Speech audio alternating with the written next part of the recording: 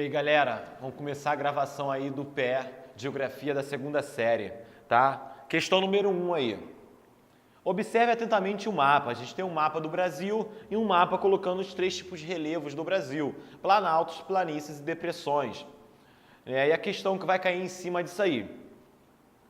Elaborado com base em imagens de radar, o novo mapa do relevo brasileiro de Jurandir Roys possibilitou ampliar a complexidade da geomorfologia do Brasil. Aos planaltos e planícies já presentes em classificações anteriores, o geógrafo propôs a criação de uma terceira macro-unidade, as depressões, que são... Vamos trabalhar um pouco com a definição de depressão, né? Letra A. Porções residuais salientes do relevo que apresentam intensa atividade sísmica e vulcânica. Na verdade, não. A gente até sabe que o Brasil nem tem atividade vulcânica nem sísmica, porque está bem no meio da placa. Então, essas depressões não vão ter essa característica, não. Está errado aí. Letra B. Superfícies essencialmente planas, nas quais o processo de sedimentação supera o de erosão. Na verdade, não necessariamente vão ser planas. Você pode ter uma região plana de depressão, mas não necessariamente vai ser plana. Então está errada a letra B também. Letra C. Superfícies mais rebaixadas que as áreas do entorno, onde predominam os processos erosivos. Perfeito. Galera, para caracterizar uma depressão, você tem que ter uma área, ela tem que estar mais, numa altura menor do que os outros relevos. Ela pode estar cercada de planaltos, ela pode estar cercada de montanhas, que vai se caracterizar uma depressão nesse caso aí. Letra C, o gabarito aí da número 1. Questão número 2. A classificação do relevo brasileiro em grandes unidades ou compartimentos é uma síntese dos processos de construção e modelagem da superfície e das formas resultantes.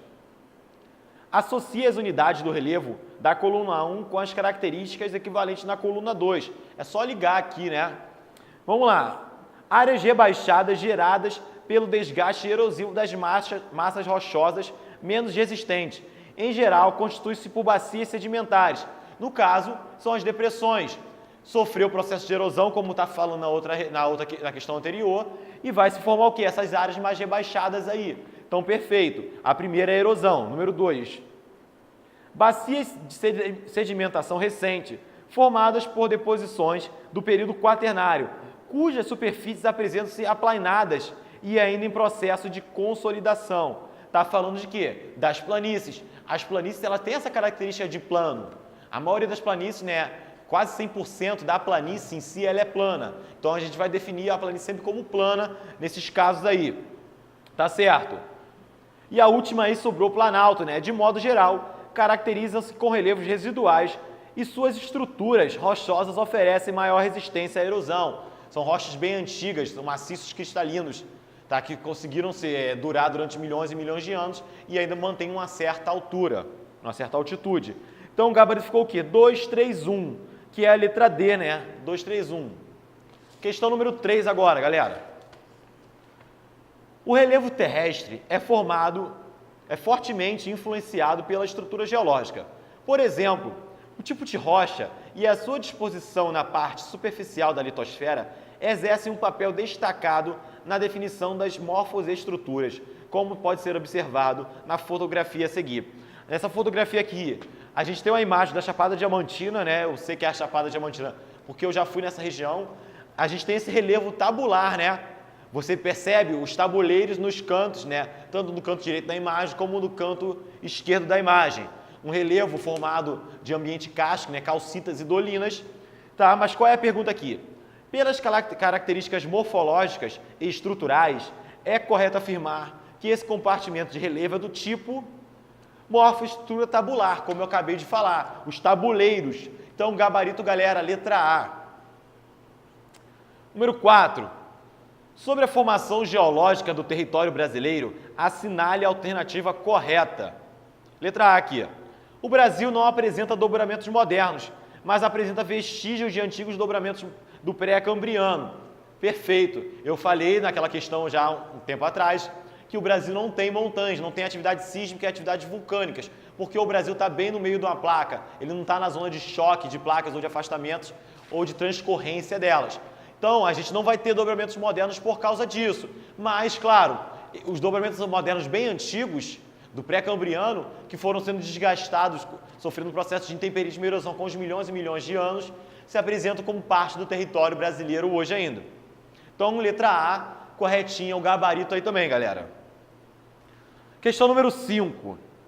A gente tem uma foto aí, né, do movimento Sem Terra, os trabalhadores sem terra, e um texto.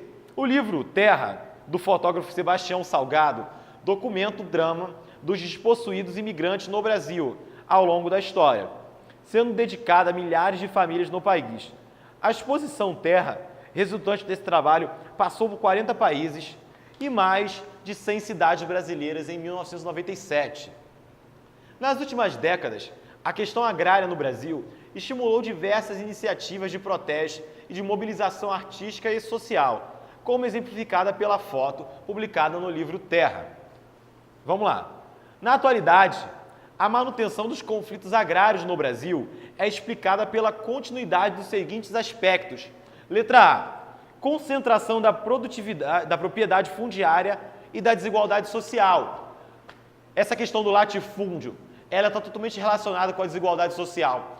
Quanto maiores são os latifúndios, maior é a concentração de terra, mais pessoas não vão ter terra e mais pessoas não vão ter empregos, porque o latifúndio é altamente mecanizado. Então, quanto maior o latifúndio, mais pobreza você cria, você gera, e mais devastação do meio ambiente você vai gerar. E nisso, você vai começar a ter conflitos, não só com os pequenos camponeses, o movimento sem terra, que estão lutando por direito à terra, mas com o próprio movimento indígena, o movimento de ribeirinhos que vão perdendo suas terras com o avanço da fronteira agrícola, por exemplo. Então, cara, a violência no campo, o conflito no campo, é resultante da concentração fundiária e da desigualdade social. Então, letra A aí está certinho o gabarito. Questão número 6. A agricultura camponesa e o agronegócio. São dois gráficos aí, que mostram que uma é o extremo oposto da outra. Por exemplo, a agricultura camponesa ela tem pouquíssimo crédito e usa pouca terra. E ela representa 40% da produção mundial. Mas, ao mesmo tempo, representa 70% da produção de comida e 74% da mão de obra agrária no Brasil. Já o agronegócio, ela ganha 86% de crédito, ela concentra 76% das terras, a produção global é 60%, não é tão maior do que a produção camponesa, e a produção de comida e de mão de obra, uma é de 30% e outra é de 26%. Aí vem a questão. A partir do gráfico e das características da estrutura agrária brasileira, reconhece que, letra A agricultura camponesa ocupa 24% das terras porque é formada por grandes propriedades rurais. Na verdade, não. A agricultura camponesa são pequenas propriedades rurais, os minifúndios, não os latifúndios. Está errado aí. Letra B. A agricultura camponesa ocupa 74% da mão de obra porque utiliza um grau de mecanização inferior ao agronegócio. Na questão anterior eu falei que o agronegócio é extremamente mecanizado, que dispensa mão de obra. Já a agricultura camponesa não, ela usa muitas vezes a mão de obra familiar, que vai dar o sustento àquela família, gerando cada vez mais emprego no Brasil. Então aí, ó, letra B, tá certa, perfeito gabarito aí, letra B. Questão número 7 agora. No Brasil, a concentração de terras vem ocorrendo desde o período colonial até os dias atuais. Sobre o agronegócio e a concentração de terras no país, é correto afirmar. Letra A. O termo agronegócio está relacionado exclusivamente à agricultura e à pecuária. Na verdade, não. Você vai trabalhar com a silvicultura, por exemplo, que é a plantação de árvores. Ela vai trabalhar com agronegócio também em muitos momentos. Então, não necessariamente a letra A está errada. B. A rotação de culturas é um sistema extensivo de mão de obra, praticado em grandes propriedades que adota técnicas especiais de uso do solo e demanda baixo investimento de capital. Na verdade, você tem informações trocadas aqui nessa questão. Por exemplo, o latifúndio ele não usa uma rotação de culturas. O latifúndio ele vai trabalhar com a monocultura, por exemplo, a monocultura da soja vai trabalhar só com soja o ano inteiro. A rotação ela tenta proteger o solo para diferenciar qual é o desgaste que o solo vai estar tomando naquele momento. Você coloca soja num período, depois coloca feijão no outro, aí você trabalha com coisas frutíferas para ir dando um revezamento em cima do solo e não prejudicá-lo tanto. Mas isso não é uma característica do agronegócio. Letra C. A concentração de terras está nas mãos de poucas pessoas e empresas, sendo ligado ao crescimento acelerado das grandes lavouras e das áreas ocupadas com rebanho, visando, sobretudo, as exportações. Perfeito. O agronegócio, a expansão da fronteira agrícola, a concentração de terras, a maior parte da sua produção é para o mercado externo e não para alimentar a população brasileira. Letra C aí, ó, gabarito da questão número 7. Vamos lá para 8 agora. Todos os anos, cada família de agricultor deve desmatar uma superfície arborizada suficiente para ali praticar o cultivo principal, que corresponde às suas necessidades. A cada ano, esse cultivo muda de lugar e de mesma forma os cultivos secundários que lhe sucedem se deslocam. A que sistema de cultivo a agricultura e o texto faz referência? O texto está se referindo à agricultura itinerante, que você vai utilizar a terra durante um momento. Quando você desgastar aquela terra, você deixa aquela terra para ela continuar descansando, para aquela terra se restabelecer e vai utilizar um outro lugar. Você vai ficar em movimento, você vai produzir a terra em movimento, você vai desgastar um lugar, você sai desse lugar, desgasta outro e faz uma rotação para que essa terra, cada vez mais, ela possa se recuperar com o passar do tempo. É uma característica itinerante da terra. E voltado que a agricultura camponesa também nesse caso. Questão número 9. Na agricultura moderna, os cultivos transgênicos...